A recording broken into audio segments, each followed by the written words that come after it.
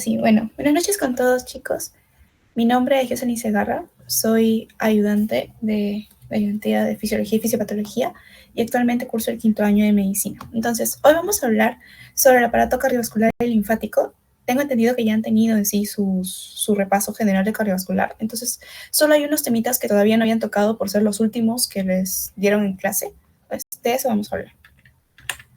Bien, ahora, el flujo sanguíneo va a depender de muchos aspectos, por ejemplo, de la distribución relativa del flujo, y esto va a tener un punto muy importante en lo que es la resistencia vascular.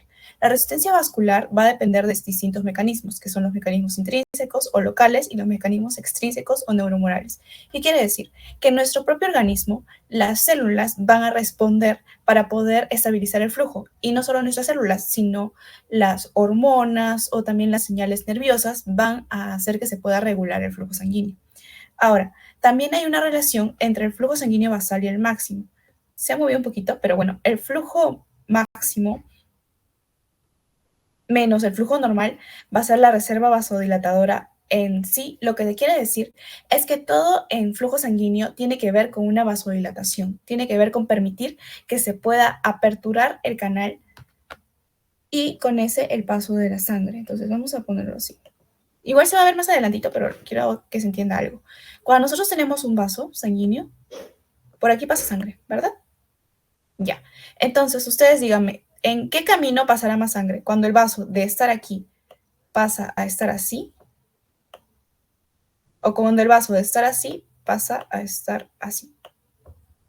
¿Por dónde creen que pasaría mayor cantidad de sangre? ¿En el primer caso o en el segundo caso? En el segundo caso. Sí, muy bien. Entonces, muy bien, chicos. Entonces,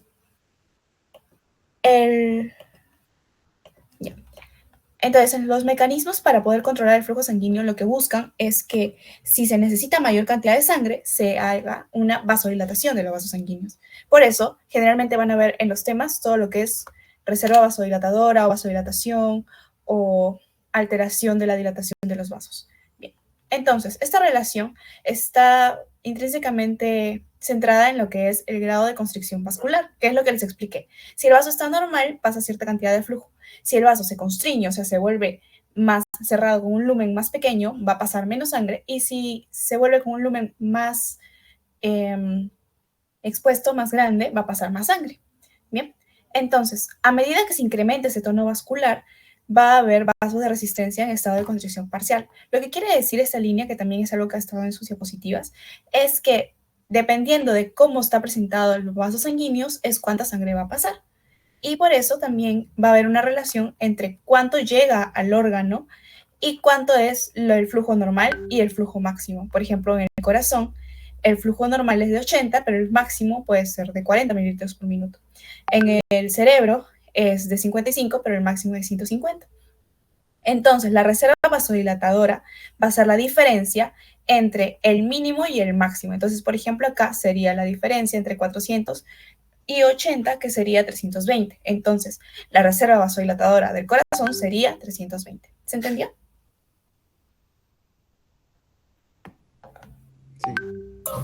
Sí. Ya bien, chicos. También pueden reaccionar con la manito si no quieren prender su micro, pero todo bien. Ahora, hay distintos factores para poder autorregular, o mejor dicho, regular el flujo sanguíneo. Primero están los factores vasoactivos derivados del endotelio. Entonces, el endotelio es ese tejido que está dentro de los vasos sanguíneos. Entonces, la célula endotelial lo que va a hacer es que va a mandar distintas sustancias. Entonces, la célula endotelial va a estar cerca de las células musculares lisas que se encargan de la contracción o de la dilatación de los vasos sanguíneos. Entonces, si la célula endotelial manda señales debido a que llegan hormonas o no tenemos suficiente oxígeno o hay fuerza de cizallamiento. Con fuerza de cizallamiento quiere decir que entre las mismas células se están chocando. Entonces, cuando suceden este tipo de características, mandan señales a la célula endotelial. Por ejemplo, mandan óxido nítrico para hacer que la célula lisa se relaje, o sea, no se contraiga, se relaje. También mandan señales, por ejemplo, a la prostaciclina o también al factor hiperpolarizante derivado del endotelio. Entonces, ¿qué hacen estas señales? Hacen que el músculo no se contraiga, sino que se dilate. Entonces, si se va a dilatar, O sea, si se va a relajar, va a permitir que haya mayor paso de sangre. Sin embargo, por ejemplo, si la célula endotelial manda señal del ET1, que es la endotelina 1, mediante la enzima SE, que permite que se produzca la endotelina 1, esta va a mandar señales al músculo liso y va a decir, contráete. Si te contraes, el vaso va a estar más pequeñito, por lo tanto va a pasar menos cantidad de sangre. Entonces, los factores vasoactivos lo que hacen es que se contraiga el músculo o que se relaje el músculo, dependiendo de lo que se necesita. Entonces, por ejemplo, si yo necesito mucha sangre, ¿qué voy a hacer?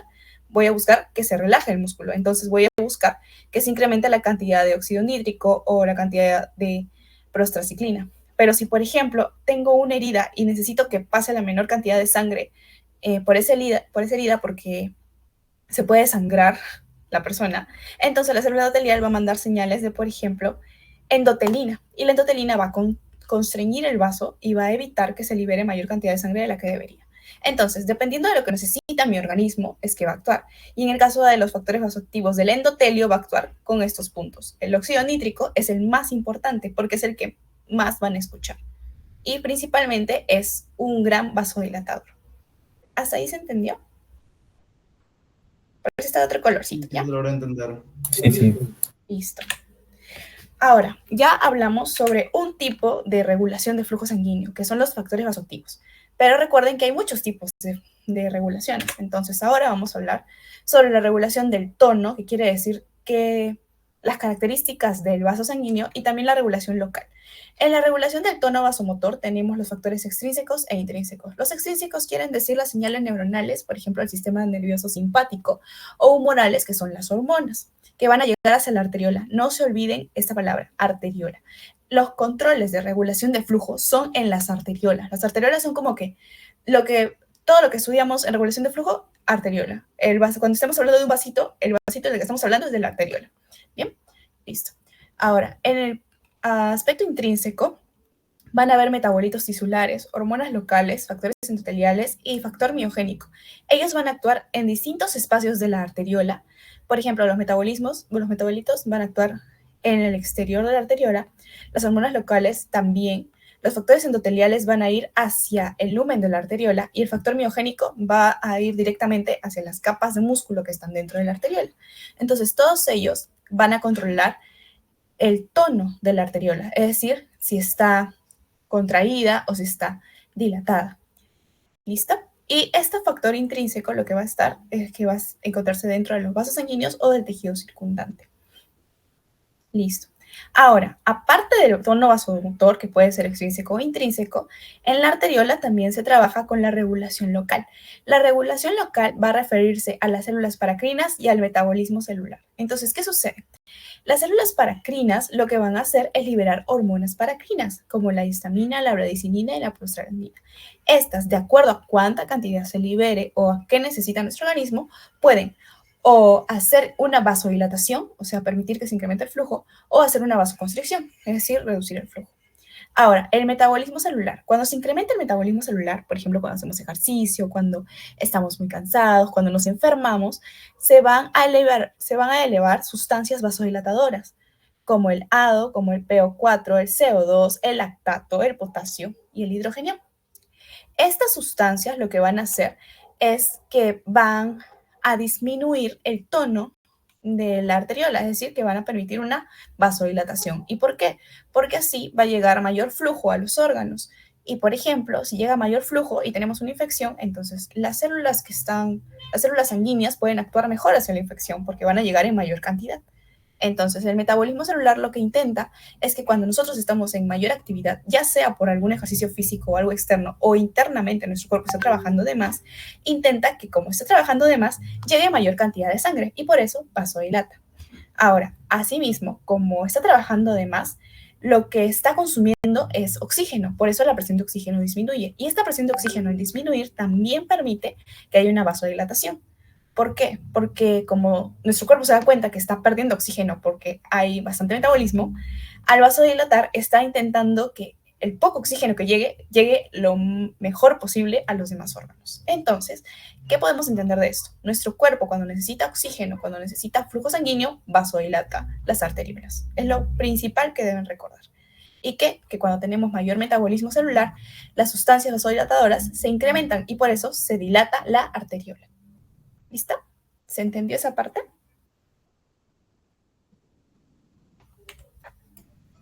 Sí, sí se entendió. ¿Ya? Ahora, algo importante es que cuando no hay factores cuando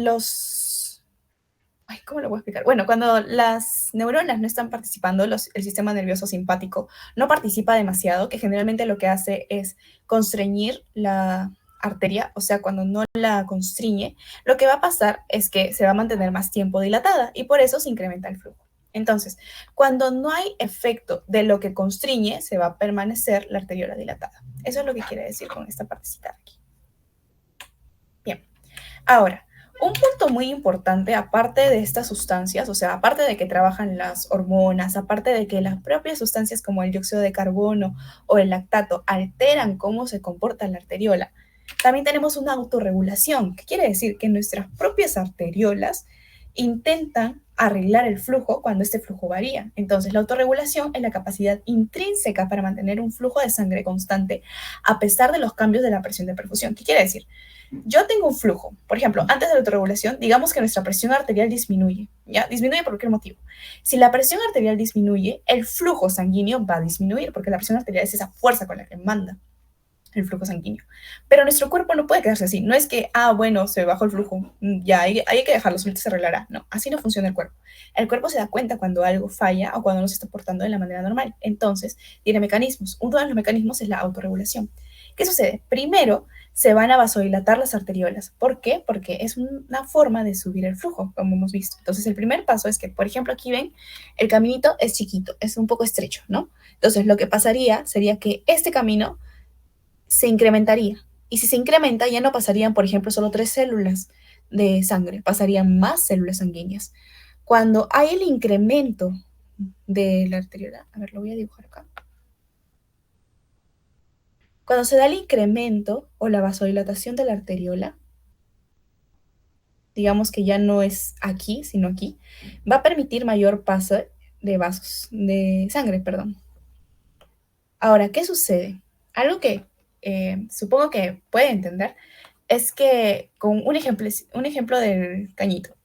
Cuando tienen un cañito y sale mucha sangre que estoy hablando, mucha agua, ¿se han dado cuenta que si ustedes le ponen el dedo a la mitad del cañito, la sangre que corre por acá, el agua que corre por acá, sale como con más fuerza?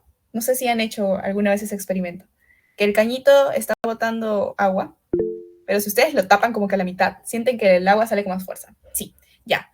Eso, al ustedes cerrar el espacio, están generando una resistencia.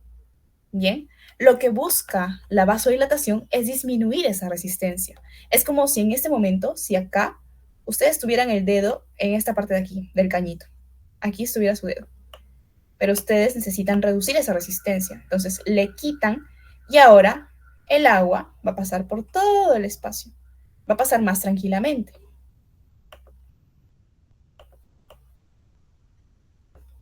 Entonces, ¿qué quiero dar a entender con esto? Que cuando un espacio está más estrecho, cuando una arteriola está más constreñida, la resistencia que se genera en este espacio es mayor. Pero si la arteriola se vasodilata, o sea, se vuelve más grande, va a haber menos resistencia.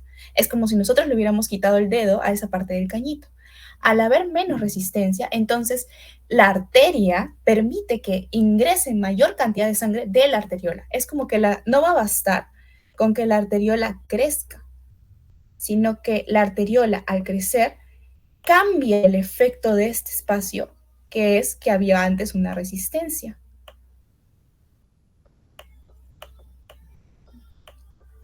Pero como ahora la arteriola ha crecido, esta resistencia ha disminuido. Y como la resistencia ha disminuido, puede pasar mejor la cantidad de sangre que la arteriola quiere que pase hacia la arteria. ¿Se entendió esa parte? Ya. Entonces, como se vasodilata, se disminuye esa resistencia vascular, que es el segundo punto. al disminuir esa resistencia vascular, el flujo, o sea, la cantidad de sangre que estaba pasando de la arteriola hacia la arteria, se incrementa. Y ahora, por ejemplo, si antes pasaban 3 células, ahora pasan como 8 células, 9 células. Y al hacer eso, entonces el flujo sanguíneo que se había reducido porque la presión arterial se disminuyó, regresa a la cantidad que debería. Entonces se regresa a un equilibrio. Todo este proceso, o sea, recuérdense, cuando las arteriolas se vasodilatan para que llegue mayor cantidad de sangre a la arteria, ese proceso es la autorregulación. Ahora, como han visto, esta autorregulación tiene mecanismos miogénicos y metabólicos. ¿Qué quiere decir miogénicos? Que la misma pared de la arteriola es la que participa. Y metabólicos quiere decir que está estimulado por las sustancias que están dentro de la sangre. Por ejemplo, el óxido nitroso o el hidrógeno. Entonces, hay fórmulas que pueden también intentar explicar esto. Por ejemplo, que el flujo sanguíneo es igual a la presión arterial menos la presión venosa sobre la resistencia vascular. Entonces, ¿por qué era muy importante explicarles esto del cambio del cañito? Porque en autorregulación se habla mucho sobre la resistencia vascular. ¿Qué quiere decir? Cuando hay una menor resistencia vascular, entonces, cuando hay una menor resistencia vascular, ¿qué pasaría con el flujo? ¿Se incrementaría o disminuiría? ¿Se incrementaría o disminuiría? Incrementa. Incrementa. Muy bien, chicos. Si se disminuye la resistencia, entonces puede pasar mayor cantidad de sangre, ¿verdad? Entonces, por eso se incrementa el flujo. Y eso es lo que intenta explicar esta fórmula. Si yo disminuyo la resistencia, entonces, al desarrollar el problema, el flujo se va a incrementar. ¿Por qué? Porque en este problema, la resistencia es inversamente proporcional al flujo. Es lo mismo que les acabo de explicar acá. Si se disminuye la resistencia, se incrementa el flujo. A menor resistencia, mayor flujo. Entonces, ya sea por este ejemplito o por la fórmula, ustedes siempre deben recordar, la resistencia vascular es inversamente proporcional al flujo sanguíneo. ¿Por qué? Porque depende de ella cuánta sangre puede pasar de la arteriola hacia la arteria. Muy bien, chicos. Y vamos a borrar esto. Ahora, existe como en todo un rango para poder hablar sobre autorregulación. Entonces, el rango de vasodilatación máxima que puede llegar a la arteriola es de 170 milímetros de mercurio. Y el rango autorregulador, es decir, cuánto por ciento de presión se genera entre la arteria para poder incrementar el flujo hacia de la arteriola para poder incrementar el flujo hacia la arteria, es de 60 a 170 milímetros de mercurio.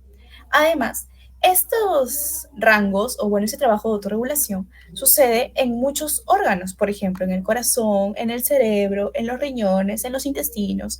Lo que quiero que recuerden acerca de este caso, que son circulaciones especiales, es que la circulación no acaba con que el corazón bombee un montón de sangre hacia todos nuestros órganos y luego llegue y haga intercambio con el pulmón para oxigenarlo, no. Cuando el corazón manda sangre, esta sangre va a llegar a cada órgano y cada órgano la tiene que regular de acuerdo a lo que necesita. Incluso el propio corazón, a pesar de que bombea sangre hacia los demás, también tiene que bombearse sangre hacia sí mismo y tiene características específicas. Entonces, uno de los mecanismos por el cual cada órgano regula que llegue la cantidad de sangre que necesitan, así pase cualquier cosa, es la autorregulación. Otro de los mecanismos era el tono vasomotor, otro era la regulación local y otro eran los factores vasoactivos derivados del endotelio. Bien, entonces, ¿esta parte se entendió, chicos? Sí, sí. Bien, entonces empecemos con las preguntitas. La primera pregunta dice, son funciones del endotelio vascular. Vamos a hacer primero las 4 y luego vamos a ver las respuestas. Ya. Entonces, la primera, son funciones del endotelio vascular. A, intercambio. B, síntesis de dióxido nítrico, prostaglandina y endotelina.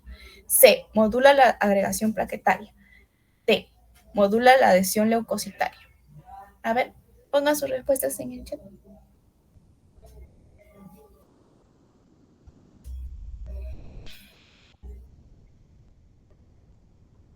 A ver, me están diciendo que es la B. Vamos a marcar la B y luego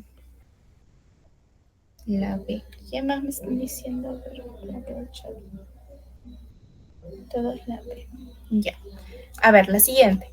En relación al flujo sanguíneo a los órganos, la hipoxia es un factor endotelial, es un factor miogénico, no altera el flujo, produce vasoconstricción en todos los lechos vasculares, produce vasodilatación en todos los lechos vasculares, excepto en la circulación pulmonar.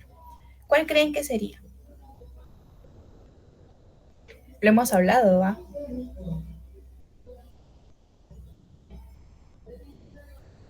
A ver, la I.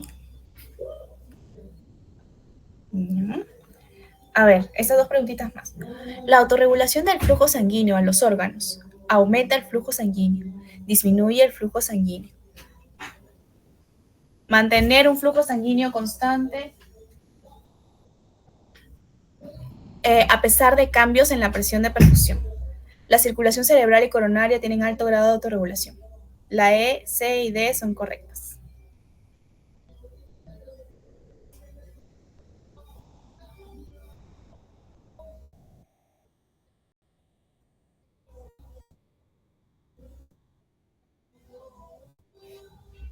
¿Cuál creen que sería?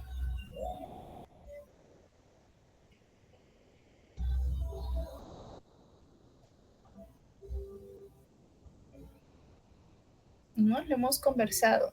No tengan problema con decir sus respuestas. A ver, dice C. Dice. ¿Alguna respuesta más? Sí, ya. A ver, la ultimita. ¿Cuál de las siguientes estructuras es la principalmente encargada de determinar la resistencia vascular periférica? Dasha, ¿tu respuesta es para cuál pregunta?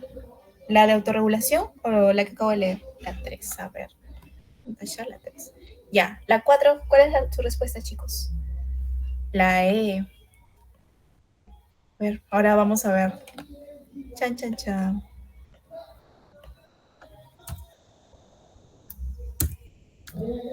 Listo. Bien, a ver. Son funciones del endotelio vascular.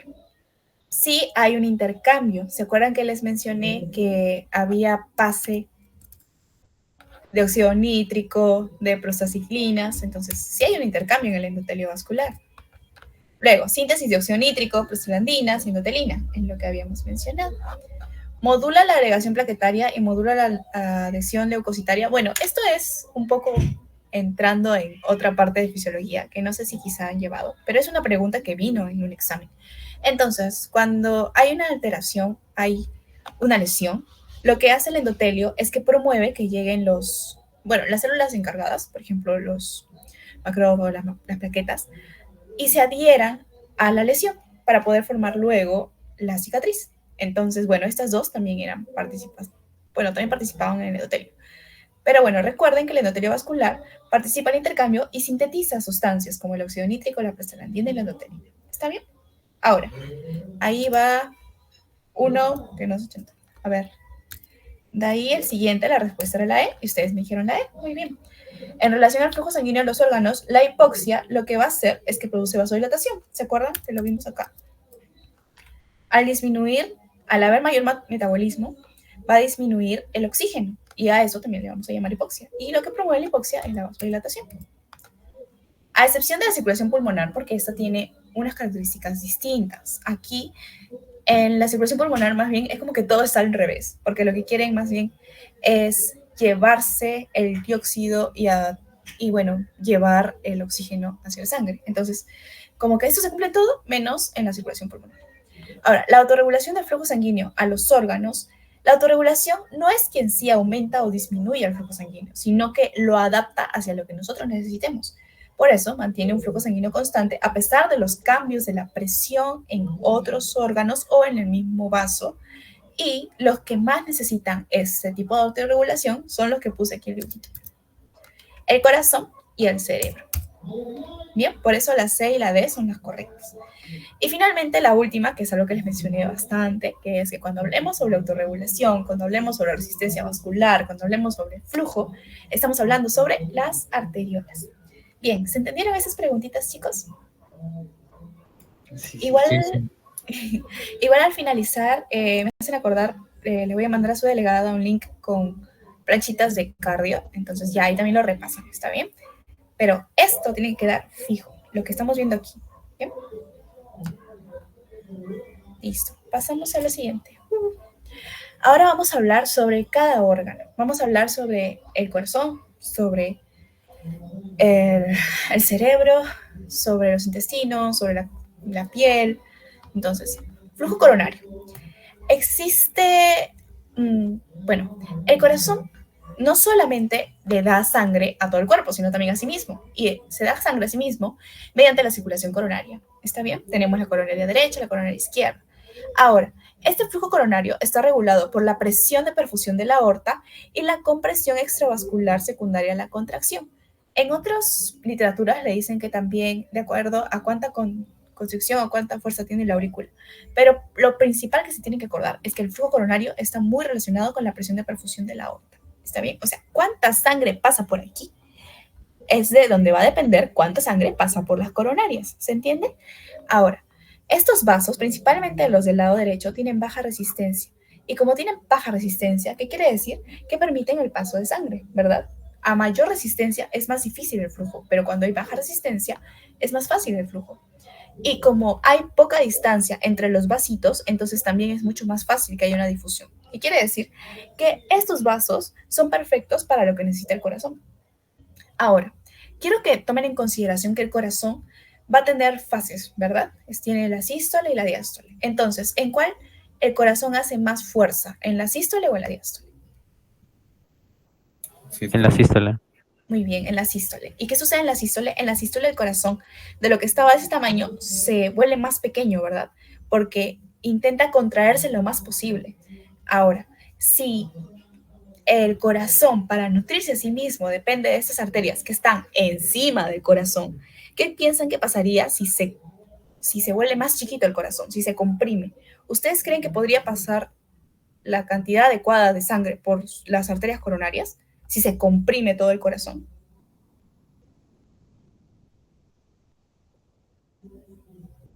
¿Qué creen que pasa con las arterias cuando se comprime el corazón para bombear la sangre? ¿Alguna idea? O sea, ¿cuánta sangre creen que pasará por las coronarias cuando estamos en sístole? ¿Mucha sangre o poca sangre?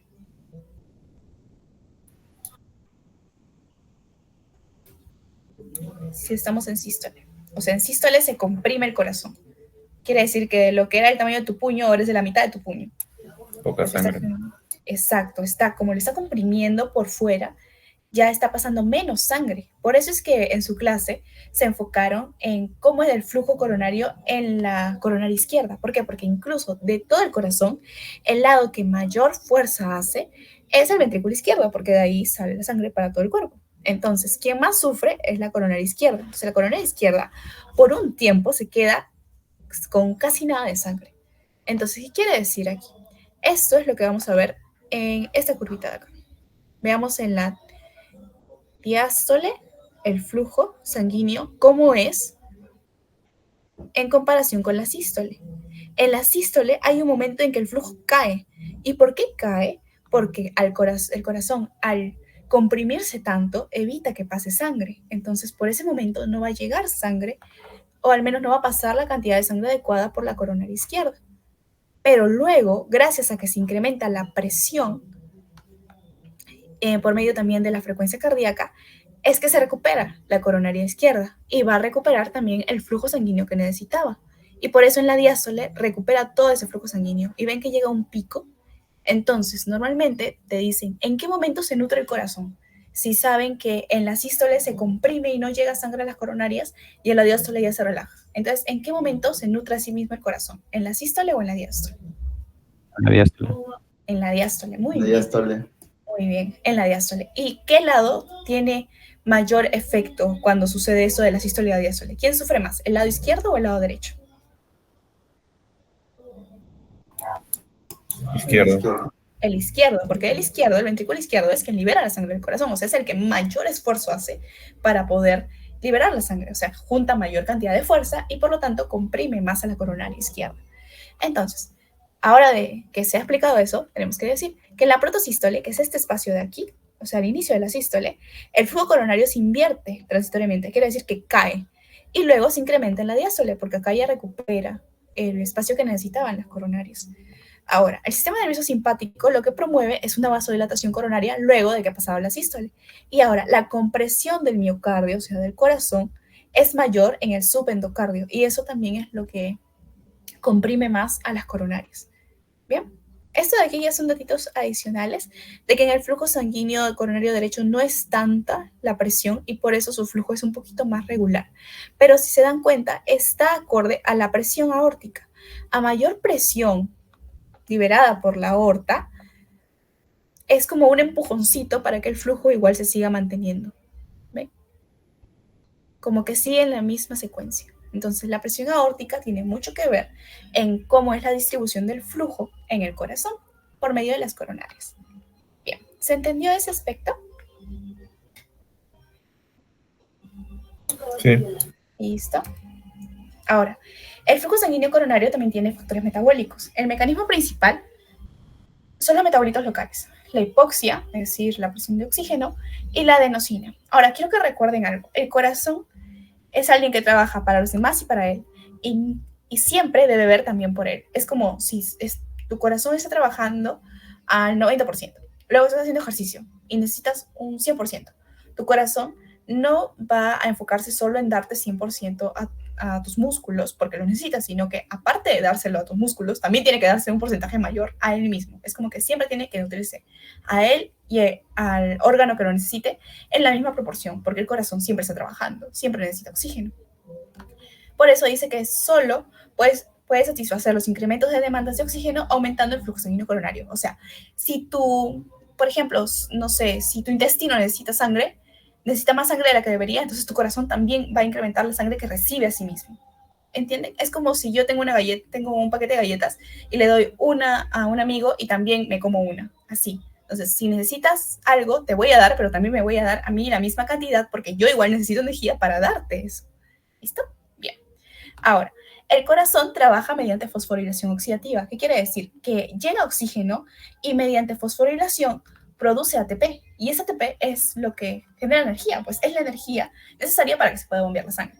Pero ¿qué pasa si yo dejo de recibir oxígeno? Si yo dejo de recibir oxígeno, igual voy a seguir necesitando mandar energía. O sea, por más que tú no me des, yo necesito igual seguir produciendo.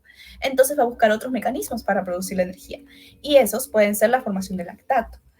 El lactato lo que va a hacer es acumularse en el corazón y va a generar dolor. Ahora, este poco aporte de oxígeno generado por la hipoxia va a generar un dolor llamado angina de pecho. Entonces, ¿por qué es la angina de pecho?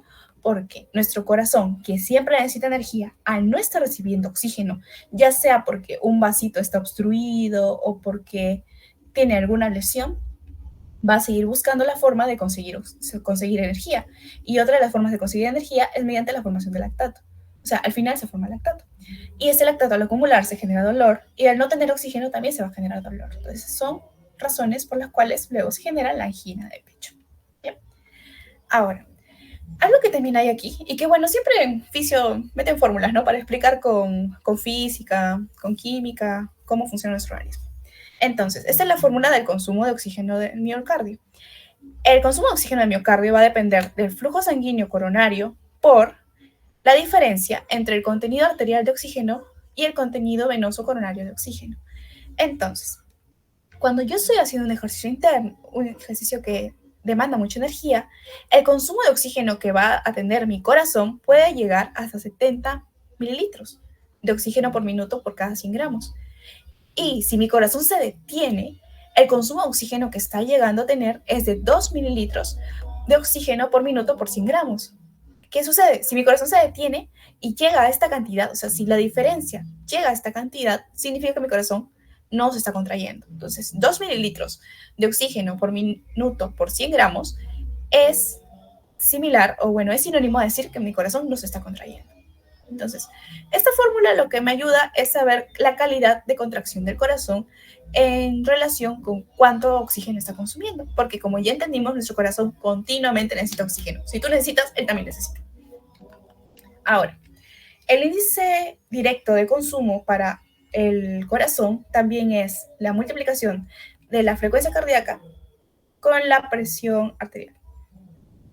Ahora, vamos a ver sobre los factores que influyen en el consumo. Ahora, los factores son el inotropismo, la frecuencia cardíaca, la poscarga y la precarga. La precarga es el que menos influye. ¿sí? Entonces, acuérdense de estos tres y si les preguntan cuál es el factor que menos influye en el consumo de oxígeno, la precarga, ¿bien? Pero la precarga también participa, solo que es el que menos trabaja. Entonces, pongámonos en la situación hipotética que nuestro ventrículo izquierdo necesita mayor cantidad de flujo sanguíneo porque está consumiendo más oxígeno. Si yo voy a necesitar mayor cantidad de oxígeno, le manda una señal de decir, bueno, si necesito más, voy a incrementar mi presión en ese porcentaje que yo quiero. Si yo incremento mi presión, entonces por lo tanto también estoy incrementando la tensión de la pared. Y esa tensión de la pared se incrementa gracias a que el radio del corazón, de esa parte del ventrículo, se incrementa. Quiere decir que se vuelve más grande el corazón, o al menos esa zona. Y ahora, al incrementar la presión y la tensión, es que se puede incrementar el consumo de oxígeno miocárdico. Entonces, ¿qué sucede? Cuando esto es temporal, cuando es por alguna actividad, el corazón se puede remodelar y puede llegar de nuevo a la forma que necesitaba antes. Pero si esto es constante, debido a que de por sí el corazón no está funcionando bien y quien lo está compensando es el ventrículo izquierdo, digamos que la aurícula se está trabajando mal, el ventrículo derecho está trabajando mal y el ventrículo izquierdo dice, bueno, depende de mí arreglar todo esto, el ventrículo izquierdo va a estar constantemente incrementando presión, incrementando tensión para subir el consumo de oxígeno. Y al incrementar la tensión, ¿qué ha hecho? Ha incrementado el radio de sus paredes y por eso va a haber hipertrofia del ventrículo izquierdo. ¿Por qué? Porque al intentar reponer o trabajar de más, ha incrementado la tensión de la pared. Al incrementar la tensión de la pared ha sido porque se ha incrementado el radio de la pared. Y bueno, esta es la causa o la explicación de cómo se da una hipertrofia de ventrículo izquierdo. ¿Se entendió?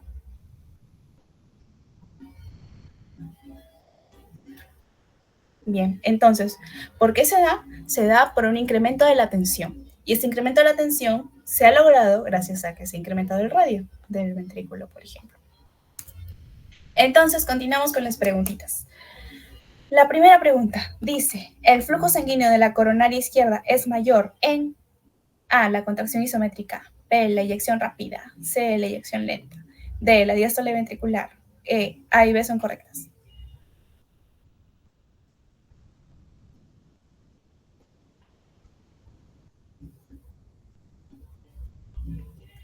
Vamos, vamos.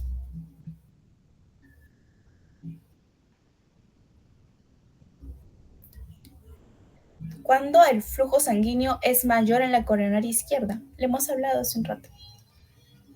A ver, vamos a marcar lo que me dicen. En la B. ¿Listo? A ver, el flujo coronario depende del consumo de oxígeno. No depende del consumo de oxígeno. Depende del trabajo metabólico. No depende del trabajo metabólico. E, A y C son correctas. ¿Cuál creen que es la respuesta?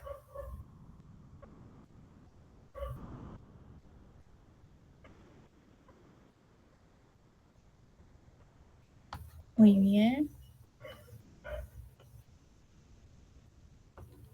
A ver, ¿cuál de las siguientes es una característica de la circulación coronaria?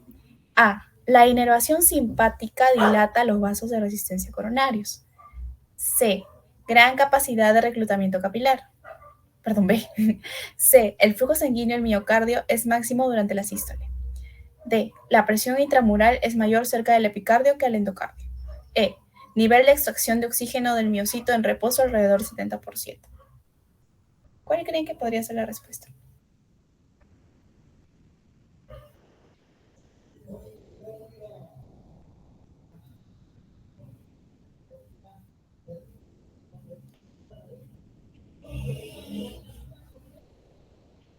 La E.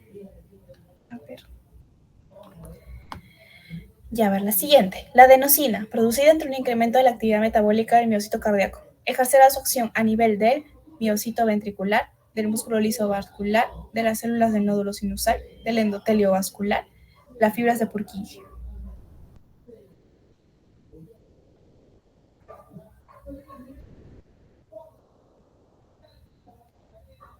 A ver. La P me dicen por aquí. Ya. A ver, la siguiente dice, la presión de perfusión de la circulación coronaria está determinada por la diferencia de presión entre la y la.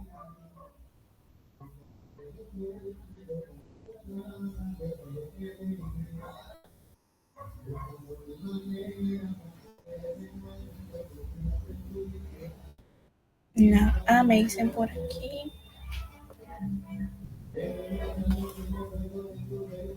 Ya. A ver, ¿cuál de los siguientes es el principal determinante del nivel de consumo de oxígeno en reposo por parte del miocardio? La tensión de la pared, la frecuencia cardíaca, el acortamiento, el estado inotrópico, la activación eléctrica.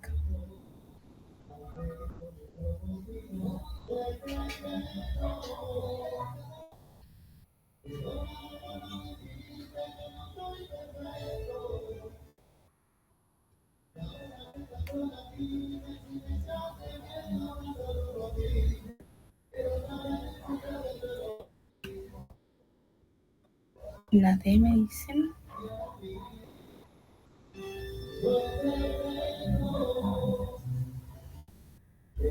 Bien, a ver, vamos a pasar a la pregunta. Ya. Listo, entonces el flujo sanguíneo, muy bien, me dijeron diástole ventricular. El flujo coronario, claro, no depende del consumo de oxígeno, no está mal, claro que depende del consumo de oxígeno. No depende del trabajo metabólico, claro que depende. ¿Cuáles de las siguientes son características de la circulación coronaria? Eso es lo que en sí no se ha tocado, tampoco es que se ha tocado como tal, pero en realidad no se habla como tal del reclutamiento capilar en la circulación coronaria, tampoco es el máximo durante la sístole. La presión intramural en realidad es al revés, es mayor cerca del endocardio y menor cerca del epicardio, por eso es que es al revés. Y el nivel de extracción de oxígeno en el miocito en reposo alrededor del 70%. Muy bien. Ahora aquí también lo marcaron muy bien. La adenosina producida ante un incremento de actividad metabólica ejerce dentro del músculo liso. Aquí lo que indican es que trabaja la arteria aorta y la aurícula derecha, en realidad. ¿Sí? Aquí la respuesta se saca. Ahora, en esta última yo también tengo mis dudas porque es más el estado inotrópico, pero he revisado y, bueno, el doctor en esa ocasión puso tensión de la pared. Pero igual lo voy a volver a revisar y se los mando más tarde o si no, mañana. Para confirmar, ¿ya? Pero los que me respondieron el estado inotrópico también está bastante bien porque eso es lo que también dice en su clase. ¿Listo? Ahora pasamos al siguiente. Vamos a hablar sobre el flujo sanguíneo cerebral, ¿ya? Entonces, el flujo sanguíneo cerebral también es bastante importante debido a que el cerebro tampoco se puede quedar sin oxígeno. Pues. Hay algunos órganos que sí pueden reducir su flujo de oxígeno, pero el cerebro y el corazón difícilmente pueden permitir eso. Entonces, a mayor consumo de oxígeno en el cerebro se incrementa el flujo cerebral. Quiere decir, a mayor actividad que haya en el cerebro, yo estoy necesitando mayor cantidad de oxígeno. Y si necesito mayor cantidad de oxígeno, ¿cómo va a llegar? Con sangre. Por eso se incrementa el flujo sanguíneo. En el cerebro, el flujo sanguíneo es aproximadamente del 20% del gasto cardíaco. Cuando se incrementa demasiado el flujo, corremos el riesgo de que haya un daño entre la barrera hematocefálica o que rompa los vasos y se pueda llegar a un shock hemorrágico. Asimismo, si disminuye mucho el flujo, nuestro cerebro va a disminuir su función. Va a haber una función neural deprimida, confusión mental, una pérdida de la conciencia. Entonces, cuando hay un caso en el que, por ejemplo, nuestro oxígeno disminuye, o sea, estamos consumiendo mucho oxígeno, por lo tanto, lo que tenemos más es dióxido de carbono. Esta señal de que se incrementa el dióxido de carbono va a estimular al cerebro, o bueno, a las arteriolas, a que se vasodilaten. ¿Para qué? Para que se incremente el flujo sanguíneo. Así se libera o se elimina mayor cantidad de dióxido de carbono y se incrementa el oxígeno, que es lo que necesitamos. Ahora, quiero que entiendan que nuestro cerebro está dentro de una bóveda. O sea, es como que nuestra bóveda craneana no permite que haya ningún cambio ahí. Es como que solo quiere lo que está ahí. Entonces, si hay un incremento del líquido o de materia, por ejemplo, de tejido, se va a alterar por completo. Entonces, nuestra bóveda craneana tiene algo muy importante que es la PIC, que es la presión intracraneal. Esta presión se va a alterar si hay algún cambio en la conformación normal de la bóveda. Por ejemplo, si se incrementa la presión, si se incrementa la cantidad de sangre, si se incrementa la cantidad de líquido cefalorraquídeo, si aparece, por ejemplo, un tumor.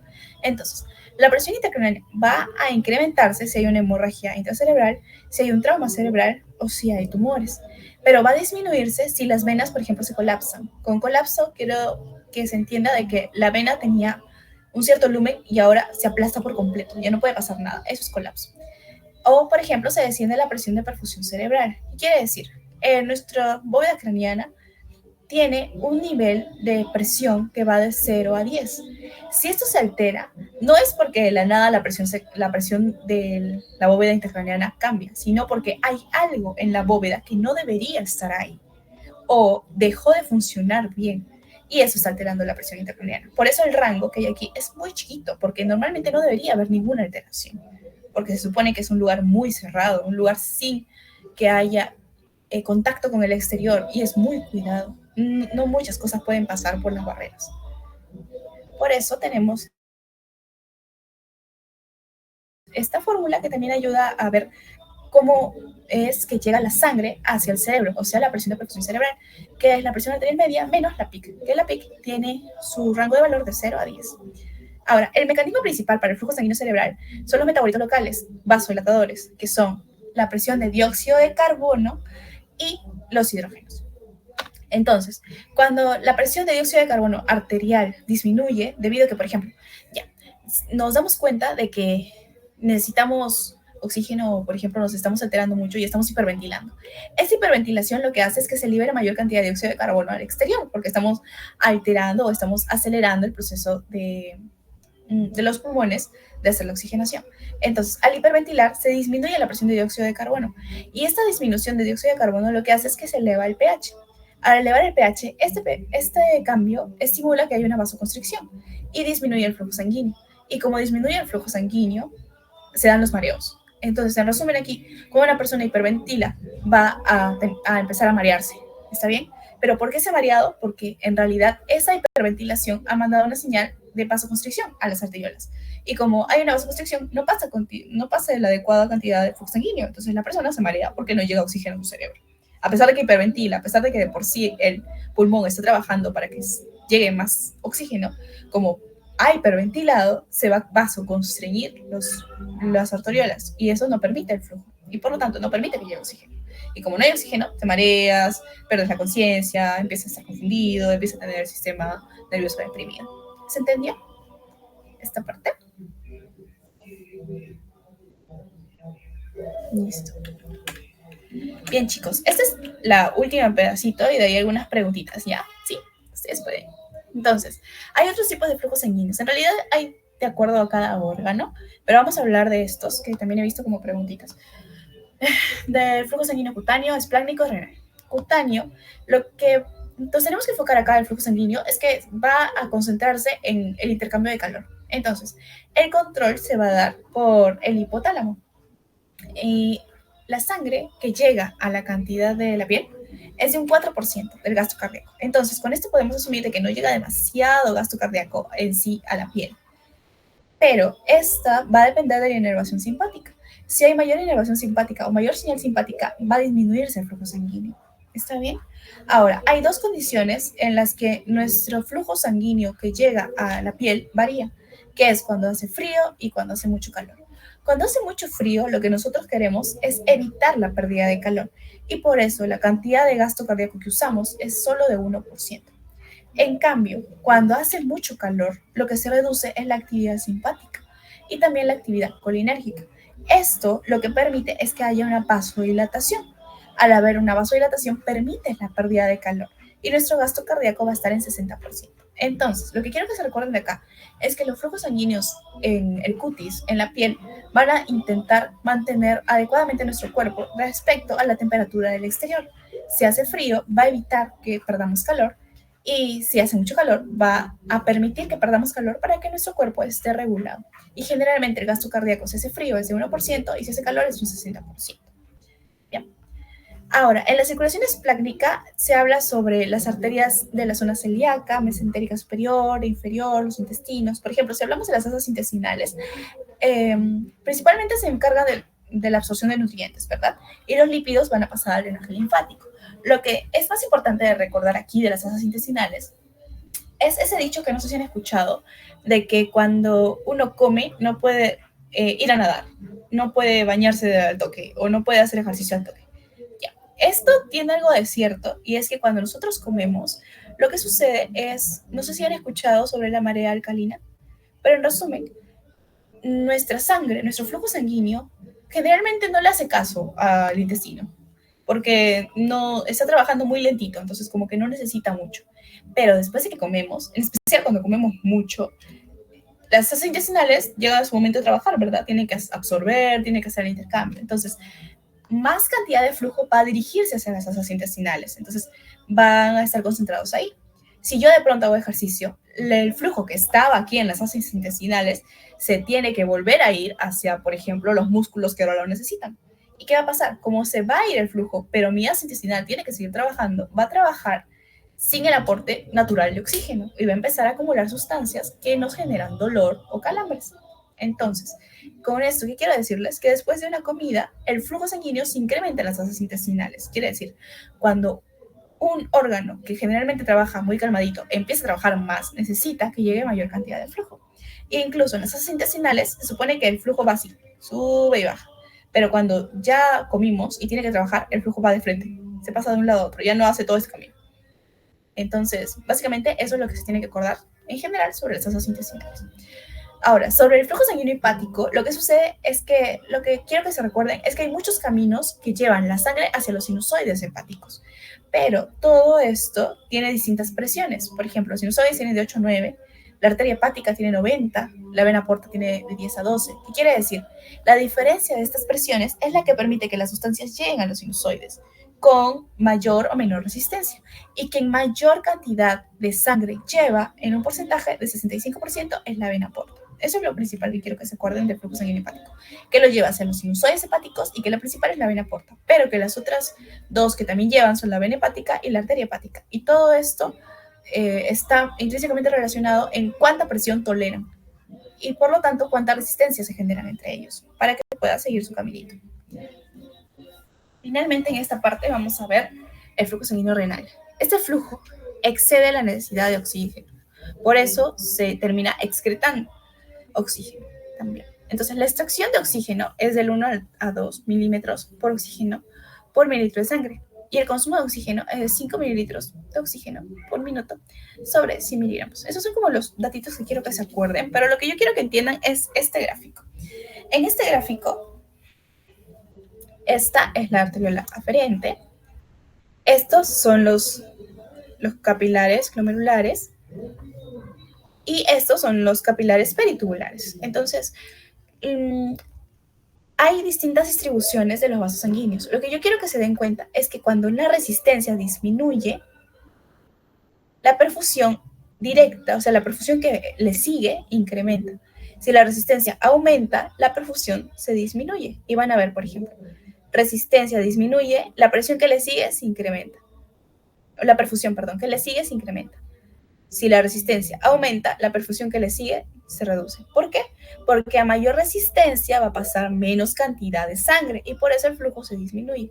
A menor resistencia pasa mayor cantidad de sangre y el flujo aumenta. Y eso que les expliqué en la parte de autorregulación también trabaja en la parte renal, que es lo que explica por qué las arterias o las arteriolas trabajan en cambios de resistencias.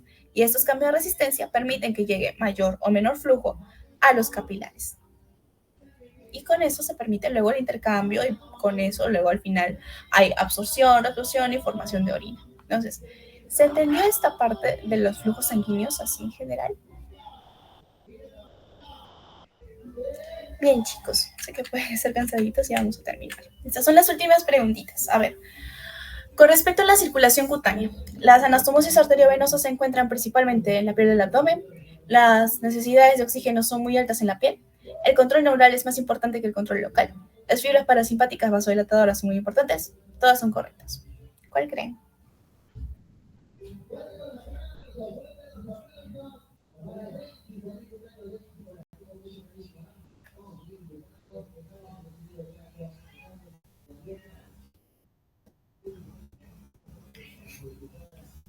Vamos, chicos, para avanzar, son las últimas preguntitas.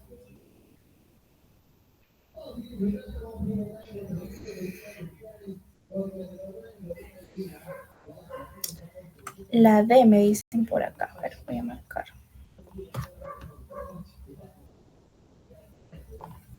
Ya. A ver, la siguiente. Durante el ejercicio, la C me dicen también. Ya.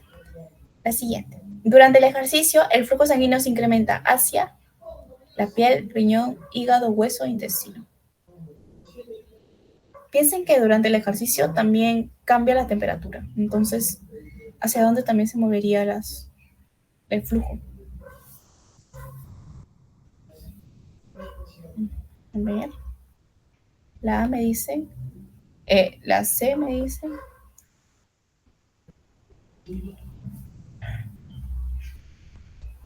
Bien. La siguiente. En el momento del nacimiento, ¿qué factor contribuye principalmente a la disminución repentina de la resistencia vascular pulmonar en el recién nacido?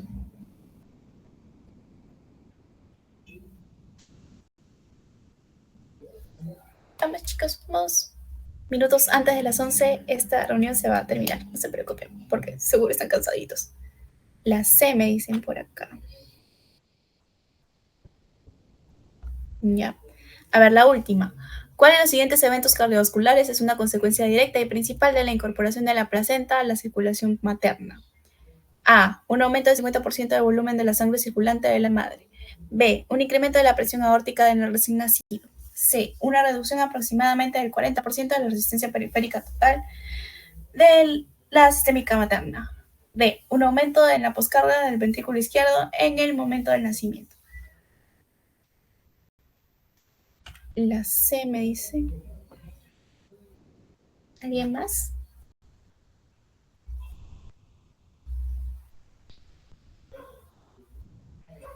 Ya, bien, vamos a continuar ya. Muy bien, creo que casi le atinaron a casi todo. Muy bien, chicos.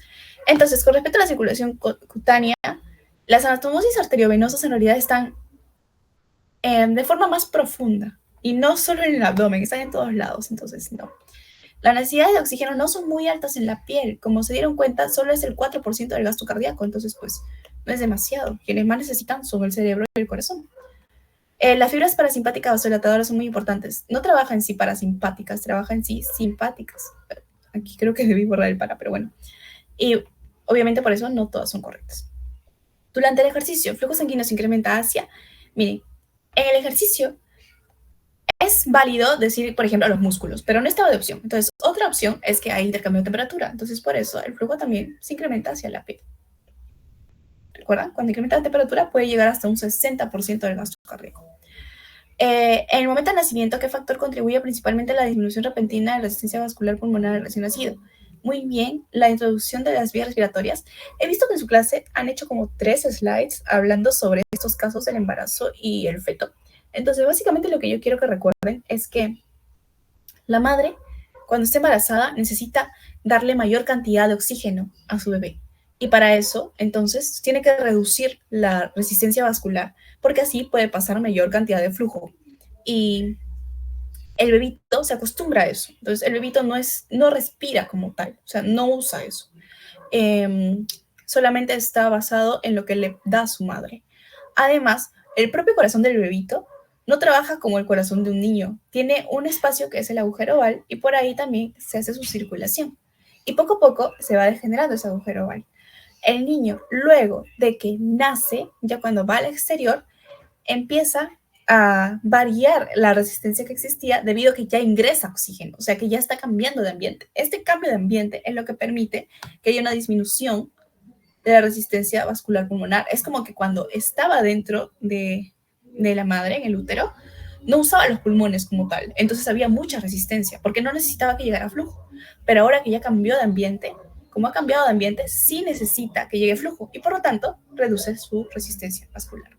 Y lo mismo para esta pregunta acerca de la placenta. La placenta es la manera más directa en la que va a estar en contacto con la madre con el hijo. Entonces, ¿qué cosa es lo que nos conviene? Que pase mayor cantidad de flujo por esa placenta. ¿Y cómo se valora? Con una reducción de la resistencia. ¿Se entendió? Sí. Bien, chicos. Muchas gracias por su atención. Espero que se haya entendido. Igual en un rato les paso, o si no, mañana temprano les paso el linkcito de algunas planchitas. Y si tienen alguna duda, por medio de su delegada me hacen saber. Sí, buenas noches con todos.